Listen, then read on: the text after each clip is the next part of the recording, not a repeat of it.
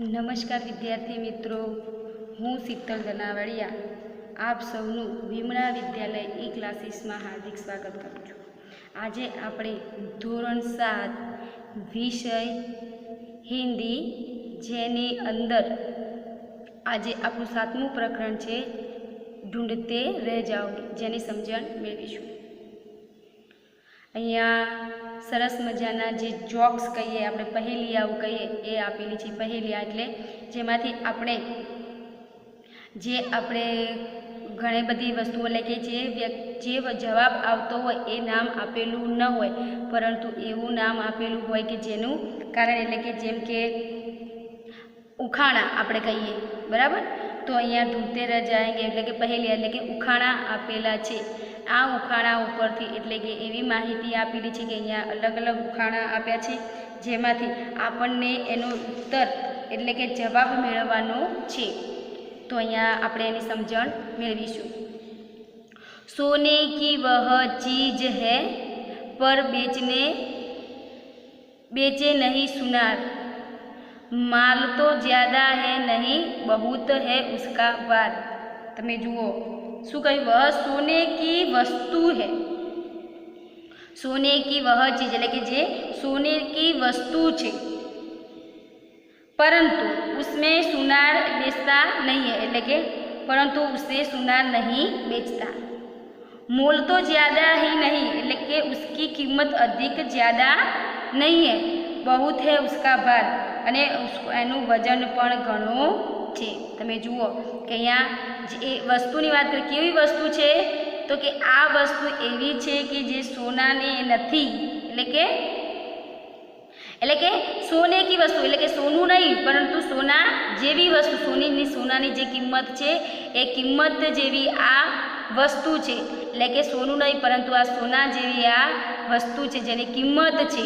પર શું છે? તો બેચને એટલે કે સોનાર એટલે કે સોનારી એટલે એને વેચતો, એટલે કે જે સોનાર એટલે કે સોનું ઘડનાર એટલે કે સોનાનું જે કામ કરનાર એ સોનારી પણ કે આ વસ્તુને વેચતો નથી। મોલ તો જ્યાદા હે એટલે કે એની કિંમત તો જ્યાદા નહીં હે, એટલે કે એના પૈસા આ સોનું કેવું છે? સોના જેવું છે, પણ સોનું એટલે કે સોનાર એટલે કે જે વ્યક્તિ પાસે છે એ વ્યક્તિ આ વેચતું નથી, અને મોલ પણ વધારે છે એટલે કે કિંમત પણ એટલે કે એની વધારે નહીં, પરંતુ શું છે? તો ઓછી છે, પરંતુ એનો ભાર બહુ વધારે છે। તો શું આવશે એનો જવાબ? 4 પાઈ એટલે કે 4 પાઈ એટલે કે આપણે ખાટલો કહીએ એ। તો શું થશે કે ના શું કહેવાય? વજનમાં એટલે કે બધાના ઘરે ખાટલાની જરૂરિયાત હોય, એટલે કે 4 પાઈની જરૂર હોય, એ કોઈ વેચવા માગતું હોતું નથી, પોતાના ઘરે રાખવા માગે છે, એટલે કે જે અને સાથે સાથે એની કિંમત પણ વધારે નથી, પરંતુ એનો ભાર પણ વધારે છે। તો 4 પાઈ। એક નગર में ढेरों चोर, चोरों का मुंह काला, पूछ पकड़ के खींच दो तो झट हो जाए उजाला। एक नगर में એટલે કે એક શહેરમાં એટલે કે અથવા એક નગરમાં ઘણા બધા ચોરો છે। એક નગરમાં ઘણા બધા ચોરો છે। ચોરો કા મુંહ કાલા, શું કહેવાય?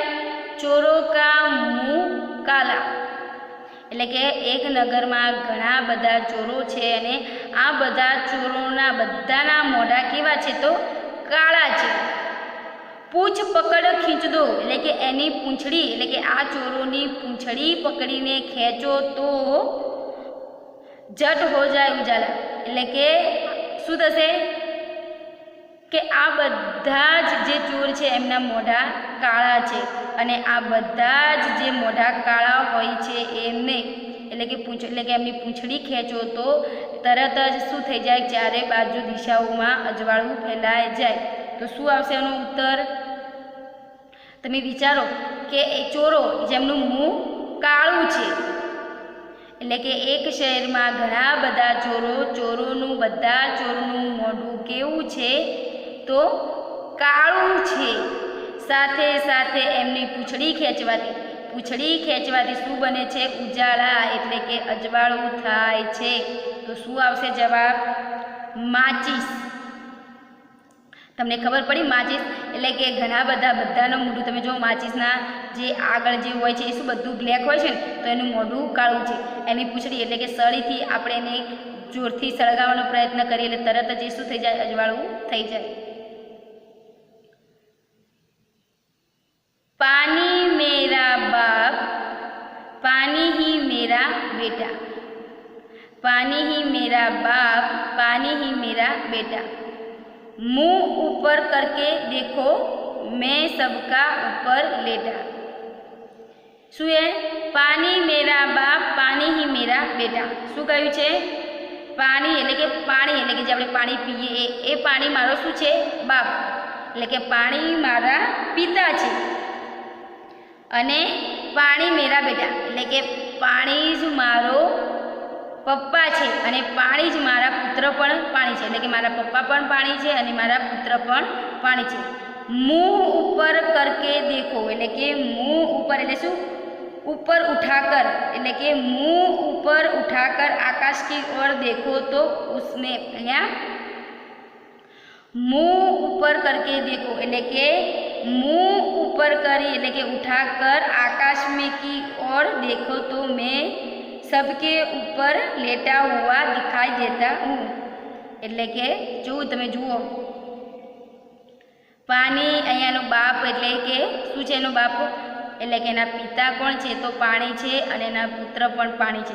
પરંતુ મું લેટા કર એટલે કે મું એટલે કે મારા ઉપર એટલે કે મારા ઉપર કે કરકે દેખો એટલે કે મું ઉપર કરકે દેખો એટલે કે ઊંચા થઈને જુઓ તો શું થાય? ઊંચા થઈને એટલે કે શું થવે? તો મું ઉપર કરકે આકાશ કી ઓર દેખાય શું દેખોગે तो અહીંયા લખી मैं सबसे ऊपर लेटा એટલે કે तो मैं सबके ऊपर लेटा हुआ दिखाई देगा. તો શું થશે? તો અહીંયા તમે જુઓ કે પાણી મેરા પાણી બાપની બાપ અહીંયા મું ઉપર એટલે કે આકાશની ઉપર જોવાનું અને સૌથી સબસે ઉપર મું લેટા તો તમે અહીંયા મું એટલે કે આકાશની ઉપર જુઓ સૌથી ઊંચી તો આકાશ જ દેખાય અને પછી આપણા ઉપર એટલે કે સૌથી કે બધાની ઉપર મું હોઉં એવું મને એ કહે છે. તો શું આવશે? બાદલ. શું આવશે? તો બાદલ જવાબ આવશે. તમે જુઓ કે પાણીમાંથી એનો પિતા પર પાણી અને બેટા પર પાણી. મું ઉપર તમે આકાશની ઉપર જુઓ તો બધી જગ્યાએ શું તમને દેખાશે? તો બાદલ વાદળા દેખાશે અને એ વાદળા શું થશે? તો તમારી એટલે કે એ જ વાદળા તમારી ઉપર એટલે કે તમારી ઉપર હોય એટલે કે બધી જ જગ્યાએ તમારા સૌથી ઊંચે કોણ દેખાય છે? તો સબકે ઉપર એટલે કે બધાના ઉપર આપણે આકાશમાં શું જોઈએ છે? તો વાદળ. તો અહીંયા શું જવાબ આવશે? બાદલ એટલે કે વાદળ. ખુલ્લી રાત મેં પેદા હોતી. શું લખ્યું છે? ખુલ્લી રાત મેં પેદા હોતી, हरी घास पर सोती हूँ. खुली रात में मैं पैदा होती हूँ, हरी घास पर सोती हूँ. मोती जैसे मूरत मेरी, बादल की मैं पोती हूँ. खुली रात में मैं पैदा होती हूँ. खुली रात એટલે કે રાત में जब आकाश साफ होता है तब એટલે કે જ્યારે તમે જુઓ કે આકાશ રાત્રિના સમયમાં જ્યારે આકાશ એકદમ ચોખ્ખું હોય એટલે કે એકદમ ક્લીન હોય અને હરે હરે ઘાસ પર સોતી મેં એટલે કે રાત્રિના સમયમાં આકાશ એટલે કે रात में जब आकाश साफ होता है, आकाश में बादल नहीं होते, तब मेरा जन्म होता है એટલે કે पैदा होती हूँ. तो એટલે કે रात में जब आकाश साफ होता है, आकाश में बादल नहीं होते, तब मेरा जन्म होता है या पैदा होती हूँ. तो कि मेरा जन्म होता है. हरे हरे घास पर सोती हूँ मैं. હવે એનો જન્મ કેવી રીતે સમય થાય છે? તો રાત્રિના સમયે બરાબર રાત્રિના સમયમાં એનો જન્મ થાય છે અને જન્મ સંસ્કાતે એ ક્યાં ઊંઘે છે? તો એ હરી ઘાસ એટલે કે લીલાછમ ઘાસ ઉપર એટલે કે હરી ઘાસ એટલે કે લીલાછમ ઘાસ ઉપર તે ઊંઘે છે અથવા સૂતી હોય છે.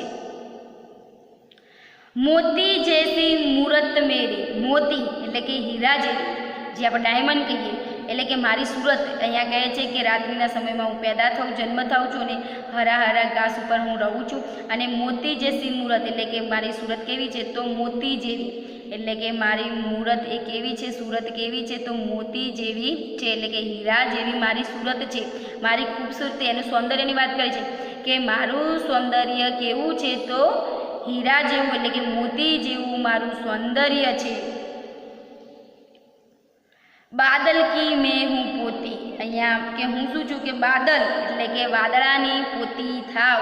તો બોલો શું જવાબ આવશે વિદ્યાર્થી મિત્રો? કે ખુલ્લા રાત્રે પેદા થાય, એનો જન્મ રાત્રે થાય, લીલા ઘાસ ઉપર રહે છે, મોતી જેવી એટલે કે ડાયમંડ જેવી મારી શકલ અને સુરત છે. અને ક્યાં રહું છું હું તો એટલે કે ક્યાં છું એટલે કે હું બાદલની એટલે કે જે વાદળાઓ કહે એની મારી એ શું થાય મારા, એટલે કે હું એમની થાવ પોતી. બરાબર, તો શું જવાબ આવશે? ઓસ. ઓસ એટલે કે આપણે ઝાંકળ કહીએ ને, જે રાત્રિના સમયમાં સવારે આપણે જોઈએ તો સવારે ઉઠતાની સાથે ઘાસની ઉપર પાણી પાણી પાણી થઈ ગયું, એટલે ટીપા ટીપા ઝીણા ઝીણા મોતીના જેમ જેમ મોતી પડ્યા હોય ને ઘાસ ઉપર, એમ ઝીણા ઝીણા કેટલાય બધા પાણીના ટીપકા ટીપકા ટીપકા બધી જ જગ્યાએ પાણી પાણી હોય, પરંતુ ટીપકા જેમ એટલે કે મોતી જેવું લાગતા હોય છે. બધા જ પાણીના ટીપકા હોય એટલે કે મોતીના જેમ એ ચળકાટ મારતા હોય છે, એટલે કે ઓસ એટલે કે ઝાંકળ. इधर की बात उधर में करता, શું કહ્યું તો? इधर की बात में उधर करता, उधर की बात में बताता, चुगलखोर पर कहे ना कोई, सबके काम में आता. અહીંયા શું કહ્યું છે? ઈધર કી બાત એટલે કે હું અહીંની વાત એટલે કે હું इधर की बात उधर और उधर की बात इधर करता हूँ, એટલે કે मैं इधर की बात उधर और उधर की बात इधर करता हूँ. चुगलखोर पर कहे ना कोई એટલે કે ચુગલખોર એટલે કે કોઈ મને ચુગલખોર નહીં કહેતા. ચુગલખોર એટલે કે નટખટ એટલે કે કોઈ ચુંગલી કરવાવાળું માણસ, એટલે કે આપણે કહીએ સળી કરવાવાળું માણસ. મને કે અહીંની વાત હોય અને ઓયની વાત અહીંયા કે કરું છું, એટલે કે ઓયની વાત અહીંયા અને અહીંની વાત અહીંયા, હું એવો વ્યક્તિ છું. પરંતુ મને કોઈ ચુગલખોર એટલે કે જે આપણે સળી કરવાવાળો કહેવાય કે આ તો વ્યક્તિ સળી કરવાવાળો માણસ છે, એમ કોઈ મને કહેતું નથી કે આ વ્યક્તિ સળી કરવાવાળો છે, કે આ વાત આમથી આમ કરવાવાળો માણસ છે, કે એના પેટમાં કોઈ રહેતું નથી, એવું મને કોઈ કમેન્ટ કરતું નથી, મને કોઈ ચુગલખોર કહેતું નથી.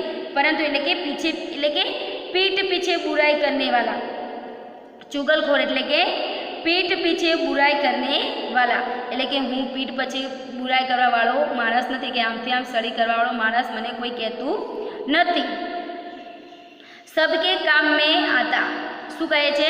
સબકે કામ, છતાં પણ હું બધાને કામ આવું છું, મદદગીર થાઉં છું, એટલે કે હું બધાને એટલે કે બધા મને પસંદ કરે છે, એટલે કે તો શું થશે?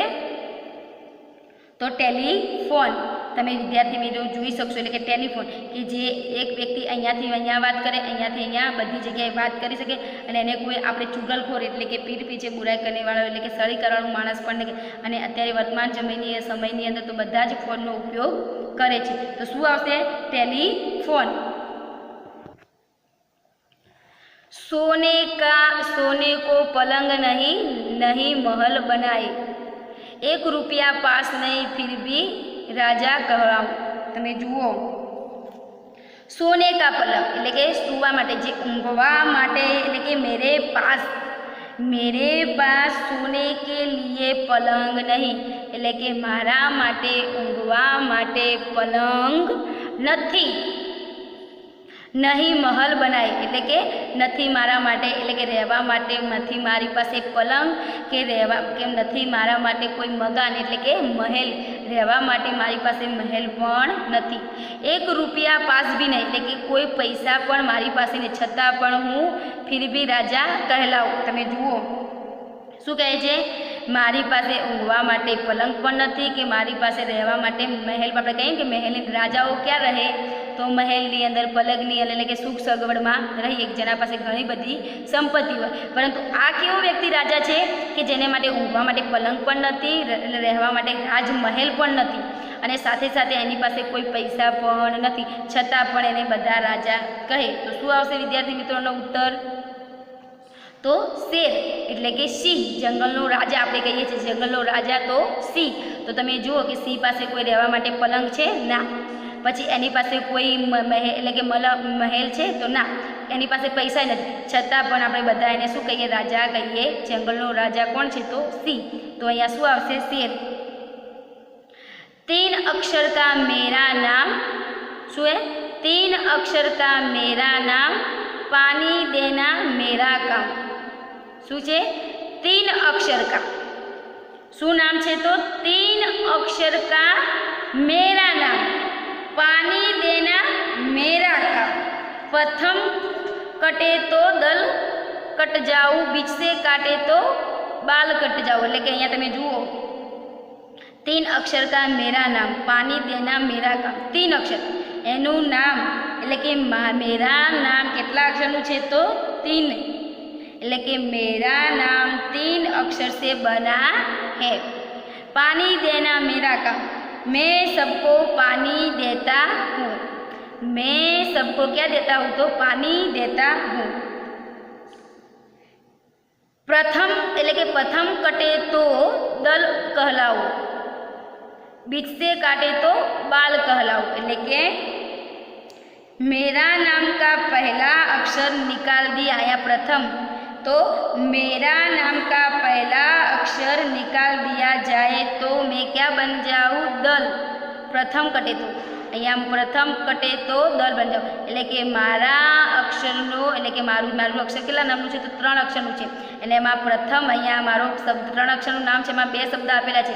એટલે કે પ્રથમ શબ્દ અહીંયા કાઢી દઈએ એટલે કે કપાઈ જાય. એટલે કે મેરે નામ સે પહેલા અક્ષર કટ જાય, નિકાલ દિયા જાય તો મેં ક્યાં कहलाऊँ? દલ कहलाऊँ.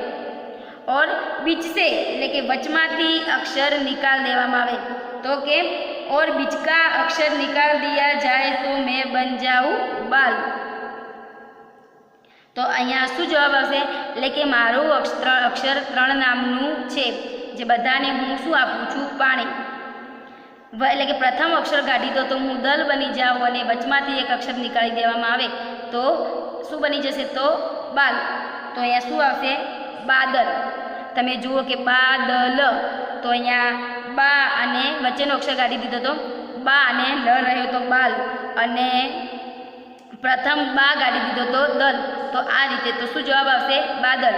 એટલે કે તમે જોઈ શકો છો કે બાદલ હંમેશા બધાને પાણી આપે છે. તો વિદ્યાર્થી મિત્રો, અહીંયા સરસ મજાના આપણા નાનકડા ઉખાણા આપેલા હતા, જેની આપણે સમજણ મેળવી. વિદ્યાર્થી મિત્રો, તમે પણ આવા ઉખાણા તમારા માતા પિતા પાસે, આજુબાજુના પડોશીઓ માટે પણ આવા ઉખાણા, અનેક ઉખાણા જાણતા હશે, તો તેમની પાસે પણ તમે આવા ઉખાણા સંગ્રહ કરી એટલે કે એના વિશે જાણવાના, એના શું ઉત્તર આવે એ શોધવાનો પ્રયત્ન કરો. તો વિદ્યાર્થી મિત્રો, આપણું અહીંયા પ્રકરણ પૂર્ણ થાય છે. નવા પ્રકરણમાં ફરી મળીશું. ધન્યવાદ.